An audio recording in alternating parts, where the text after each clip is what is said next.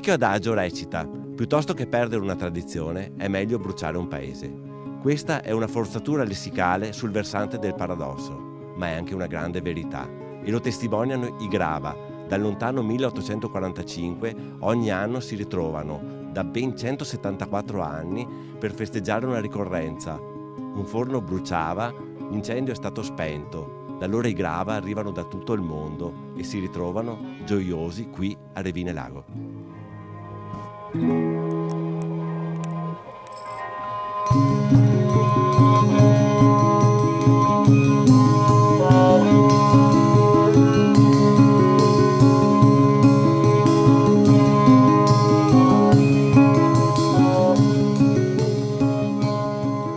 La tradizione è nata perché c'era un Grava che aveva un panificio e si è incendiato. Allora il borgo, che erano tutti i Grava in questo borgo, sono riusciti a spegnere l'incendio e quindi l'incendio è domato. L'anno dopo, per grazia ricevuta, quello del forno, il panettiere, diciamo, ha fatto una messa di ringraziamento.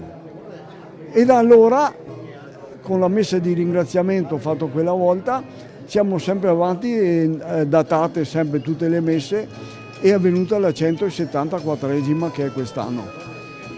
Ho l'onore di rappresentare anche questa grande famiglia Grava in tutto il mondo. Sì, noi siamo tutti e tre nati, siamo fratelli e sorelle, siamo tutti e tre nati in Belgio e poi siamo tutti tornati, chi a San Venemiano, chi a Vittorio, chi a Cividale, e ci ritroviamo qua ogni anno. È una tradizione, una cosa che io vengo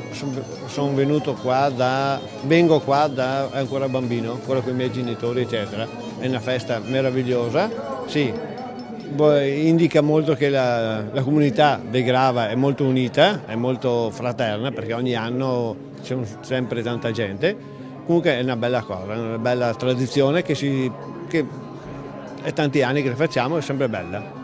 È diventata poi una festa internazionale, anche con l'aiuto del nostro presidente, il maestro Giuseppe Grava, si è diffusa e quindi ogni anno qualcuno in più si aggiunge. È una cosa che sento dentro da sempre. E da quando siamo qua siamo sempre organizzati con la festa di Grava, anche perché chiamandoci naturalmente Grava, bisogna un po' tenere su il morale di tutta la compagnia, anche perché di Grava ce ne sono tanti, no? Quindi è bello ogni tanto trovarsi anche insieme per fare la festa.